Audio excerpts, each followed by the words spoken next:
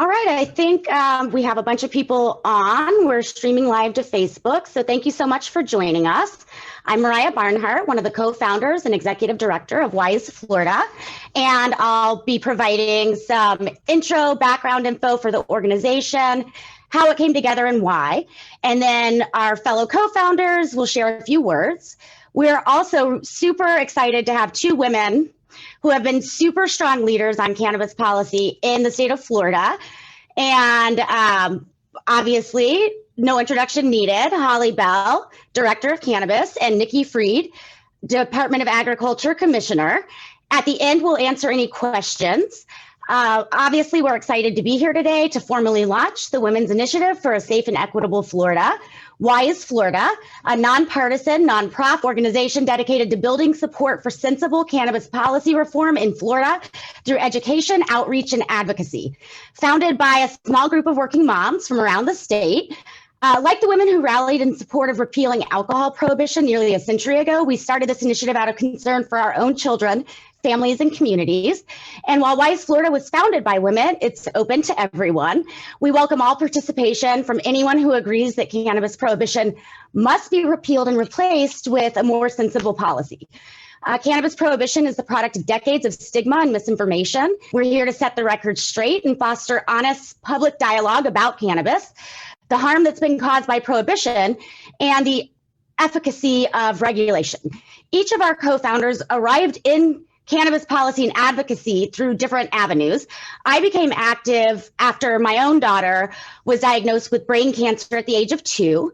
We successfully legalized medical cannabis to protect patients from arrest and ensure they have safe access to well-controlled products. And for the sake of advancing justice and improving public health and safety, it's time that we take the next step and regulate cannabis across the board for adult use. Our mission is to build support for this important policy change by raising public awareness about the harms of prohibition and conducting outreach to people, organizations, and political officials, empowering them to take action to bring positive change, both in public opinion and public policy. WISE Florida was not founded to lead the charge on any specific bill or initiative, but we will use our collective voice to support policy proposals that advance our core values of improving safety, advancing justice, fostering opportunities. And I'd like to now hand it over to our co-founder, Ivette Petkovich, to tell you more. Thank you, Moriah. Thank you so much. Everyone, my name is Ivette Gonzalez Petkovich. I am one of the co-founders. And also, I'm a mother. I always start with that first. I'm also a wife. I'm an attorney. I own my own law practice where I do cannabis legal work, as well as I'm a criminal defense attorney, and I do family litigation. I am originally from Miami and have pretty much lived here my entire life. And above all, I am really, I must say, I'm excited and I feel very honored to be sharing this platform today with such pioneering women like Commissioner Fried and Ms. Bell, but likewise with my co-founders, who I have a great deal of respect, and I'm super excited about our diversity and the way that we're going to bring this message forward. So I thought that I wanted to take a moment and share sort of my why as to why I'm part of all of this. And for me, this movement to end prohibition is really motivated by how many people have been held back and held down, both personally and professionally, because of really unsound marijuana policies.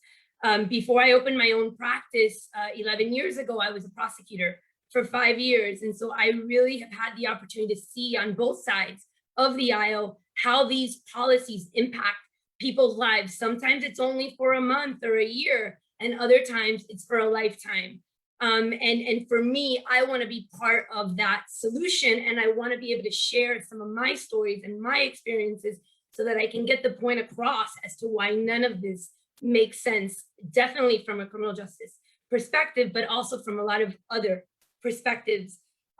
My hope in all of this is that while most Floridians do recognize that legalization should occur and support it, not everybody is there yet. And my hope is that through our stories and through our experiences, people can begin to understand why mothers who are working moms, who are involved in their communities, who love their communities, would put themselves out there and explain and educate about these policies and why they need to be reformed.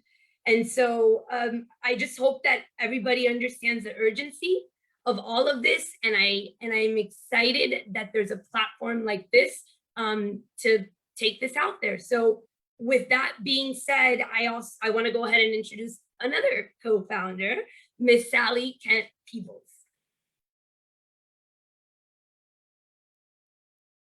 You're muted, Sally. Unmute. Sorry. No, Hi, perfect. everybody. My name is Sally Kent Peebles. I was born and raised in Jacksonville, Florida. I am a mother, and I manage the Florida office for the law firm of Vicente Cedarberg, a national leader in cannabis law and policy. A significant part of what we do at Vicente Cedarberg is help cannabis businesses operate legally and responsibly in states with regulated cannabis markets. Our two most prominent practices are business licensing and regulatory compliance. Licensing and compliance are also two of the most important benefits that states experience when they take the steps to end cannabis prohibition. When cannabis businesses are licensed, they're required to comply with very strict health, safety, and security regulations. They're required to test their products for contaminants. And critically, they're required to ID their customers, keeping product out of the hands of minors. In contrast, Florida's current cannabis prohibition laws has driven cannabis sales and production underground into a hazardous market controlled by criminals. Product is untested, customers don't know what they're getting, and criminal dealers are certainly not checking IDs. Legalizing and regulating cannabis for adult use would bring the cultivation and sales above board, ultimately improving safety for consumers and for the broader community. When it comes to protecting public health and safety, cannabis prohibition is the worst possible model. And as several states around the US has already done and has already proven, regulating cannabis works. On that, I'd like to pass it over to Tamieka Range. Thank you. Hi, good afternoon, everyone. Thank you so much for joining us. My name is Tamieka Range. I am an attorney here in Orlando, Florida. I'm an unschooling mom and an adjunct professor, and I'm also a new author, so I'm super excited about that. But I arrived at WISE Florida and supporting cannabis policy reform for many reasons. Although I'm an attorney in the cannabis industry, I actually started through education. I started through a company that me and my husband formed called Art 420, and we used fine art in an art gallery setting to promote the education and to really change the stereotype of cannabis users. So through education, we really wanted to expose people to cannabis in a way that is different from what media has put out there, which is the misinformation of cannabis. And then I got into the law, and I am also an adjunct professor at FAMU College of Law. I'm not currently teaching right now, but I got into teaching to expose law students to the careers in cannabis, but also, and more importantly, to expose them to the unintended or intended consequences of the war on drugs on minority communities. So cannabis prohibition, as some of you know, some of you might not know, has caused a lot of harm to communities, all communities, but especially communities of color. So by legalizing cannabis and regulating it in a sensible and an equitable manner, our state can finally begin to repair some of those harms that have been caused. And if you look at the medical marijuana industry in Florida, we really want to make sure that when adult use is brought to Florida, because it's not a matter of if, it's a matter of when, yes, that when it comes here, that it's much more equitable and it benefits the minority community who has paid the consequence of the war on drugs. So with that, I have the pleasure of introducing the first of our very two special guests and our incredible women leaders in cannabis policy in Florida. And we're very, very proud to have, as supporters of WISE Florida, our Florida Commissioner of Agriculture and Consumer Affairs, Nikki Fried, and Director of Cannabis, Holly Bell. And Commissioner Fried, I'll turn it over to you. Thank you so much for not only including me on this call today, but more importantly, what you all are doing, and such dynamic women who've come together for a cause to move the ball forward. Look what happens when women come together and we lead, things happen. I became active in the marijuana industry a long time ago, but my passion for it is after talking to so many patients across not just the state of Florida, but across the country, who really saw such a difference in their life when they had access to medical marijuana, whether it was Moriah, your daughter, and whether it was my mom who was going through cancer, patients that had Parkinson's and MS and glaucoma, and just a better quality of life. And so we've got to stick up for those patients, and we've got to stick up to make sure that they not only have access to medical marijuana, but affordable access. This relief gives to 500,000 plus patients here in the state of Florida. And we all know that the current program is so restrictive, not giving access to people to not only get involved in the industry, but helping to make sure that the prices start coming down, to make sure that individuals can get access to this and are not going into the illegal marketplace. We must do more to reform our current system and move forward to legalization for adult use. That is why I'm so excited to be part of this, because as we go through our travels, too many people across our state and across our country still don't understand the impacts of legalization of cannabis and putting forward more expansion for medical programs. And a lot of them are still not understanding, what are the benefits? How do we get involved in this industry? How do we get access to for the patients? And advocacy groups and educational components of WISE is essential in making sure that we're providing this information to so many people. Educating the public and lawmakers is critical to achieve this change. I mean, we're seeing that right here in the state of Florida, as unfortunately our legislature is moving backwards to cap the amount of THC to 10% for our patients. We're moving backwards in the state of Florida, and that's because of education and not having groups like WISE available to come and educate so many of our legislators and our policymakers on these benefits. And women-led groups are an important part of this conversation. I mean, Moriah, you started Canamops, but for your group being on the ground here back in 2012 and 2014, we would not have any program here in the state of Florida. And the cannabis industry, as we know, is still extremely male dominated. Look at all the license holders here in the state of Florida and across the country. It is still white men who are controlling this industry. So it is time for the women to stand up, to come together and make a impact across our country. Here in the state, we only have one female who is CEO of a marijuana company. Women have been moving the needle from time and time again. And again, you are so instrumental in this. And so it's good to see so many women on this call, so many people I'm looking at that have been my friends for so long and have been involved in this fight. And we are not done yet. We have a lot of work to do, but we're going to do it together, and we are going to accomplish this for our patients and for the people here in our state. So thank you to all the women of WISE for stepping up. Your efforts are going to reform our Florida cannabis policies, and we are going to move the ball forward and help Florida keep growing.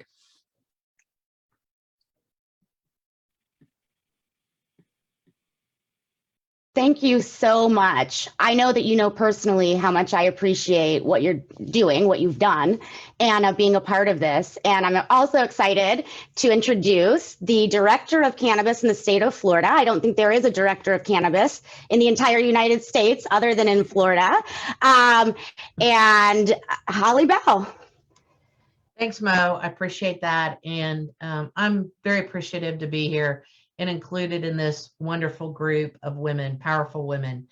And I'm especially appreciative to the commissioner for having the vision she had and bringing me down here to help implement her vision.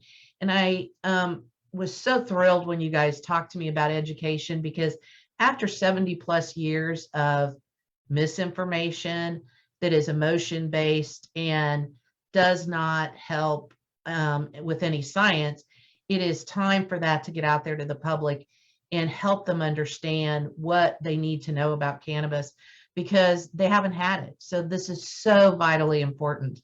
It was one of my priorities coming into this year. I told the commissioner of, we've got to have better education, and I've got to find a way to help that get out there. So this is phenomenal. One of the things that I think is important for everybody to know is in the last year, we successfully rolled out a hemp program which is a form of legalization in the cannabis industry. And we haven't had any real issues. It has been a very positive experience. And one of the things that we did was work with all kinds of departments and law enforcement to make sure that they were educated. And we had a dedicated team to that. I will say, I do think that's one of the main reasons our program has been so successful. So compliments to you guys for taking this to the next step and in proactively preparation of this legalization coming, because I believe it is coming too. And as a mom of a daughter with mild cerebral palsy, who's now in her 30s, that's where I got exposed to medical marijuana. And she helped me understand the benefits and the good things that it did for her, because she didn't want to be on heavy muscle relaxers and prescription drugs. So it's a passion for me personally also. And I really appreciate you guys including me and look forward to helping you going forward and seeing what kind of questions we get now. So thanks, Mo.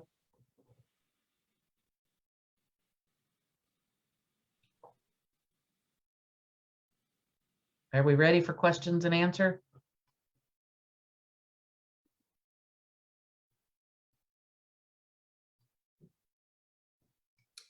We're going to wait for Moriah for a second, just to make sure that she can connect.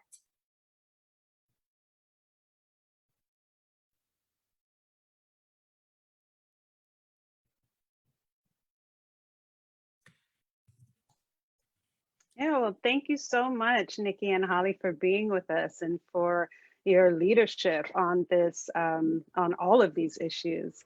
We'll now open it up for questions. We hope you'll bear with us as this is our first public event via Zoom.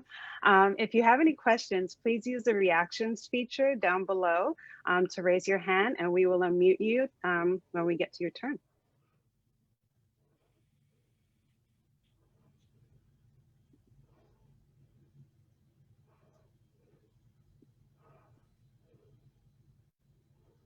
And we hope to get questions, but if we don't, we are super excited that we don't have any questions. We're super excited about launching our WISE Florida, and we definitely look forward to additional conversations. Oh, who is that? Evan, go ahead. Hi, yes, thanks so much. Appreciate you guys holding this press conference and opening it up for questions.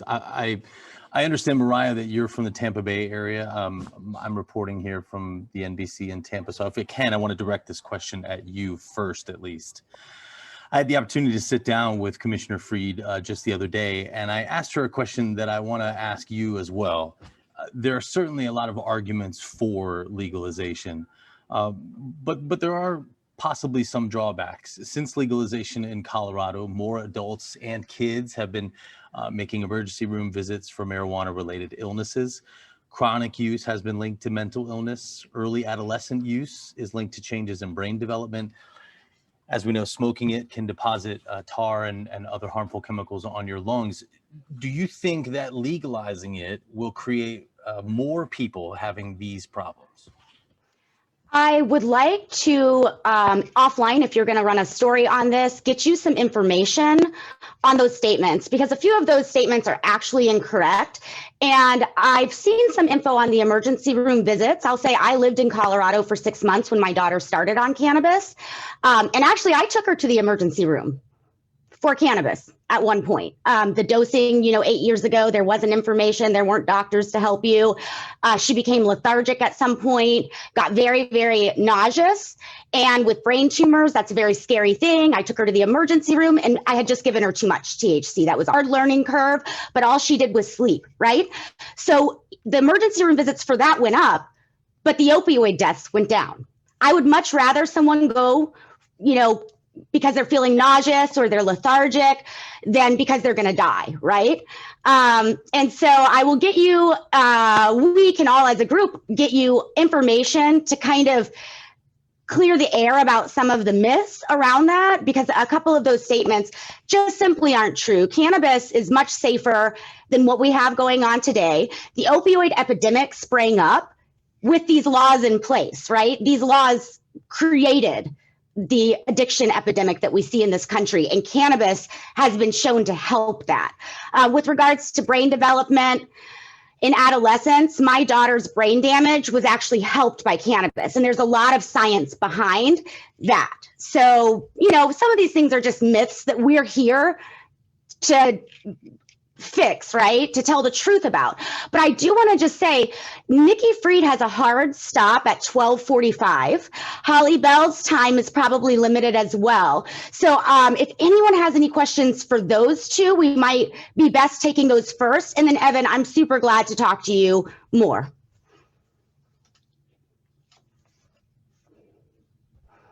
Hey, this question is for Commissioner Fried, AG Karski, Florida Politics.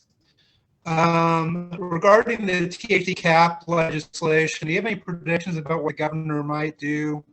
There's some theory that it may pass and he may veto it sort of symbolically to sort of set a beachhead ahead of the 2022 race. Thank you. I'm cutting video again.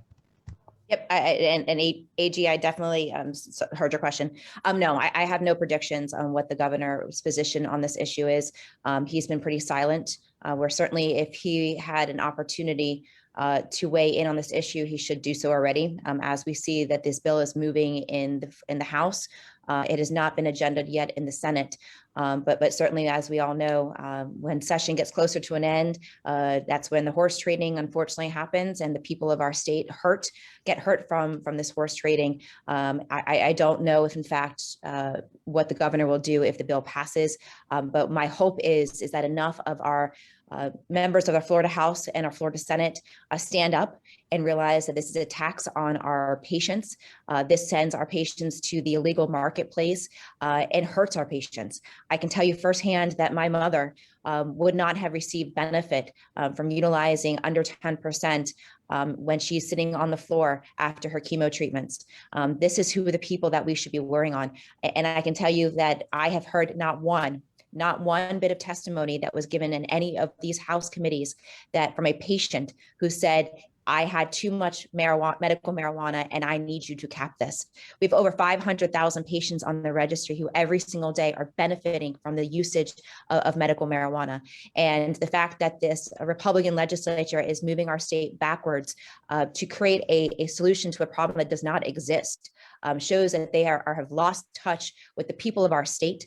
Over 86% of our state supports medical marijuana, and they need to start listening to the voters, not listening to a very small sector of their base that will vote them out.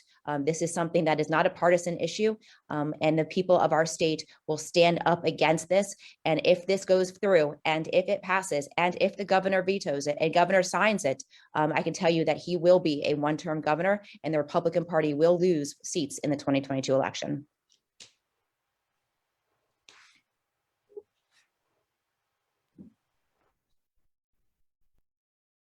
Have any more questions? Hands raised.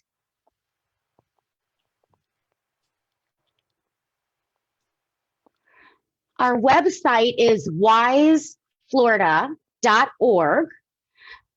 I've had a few questions via the messenger for recording.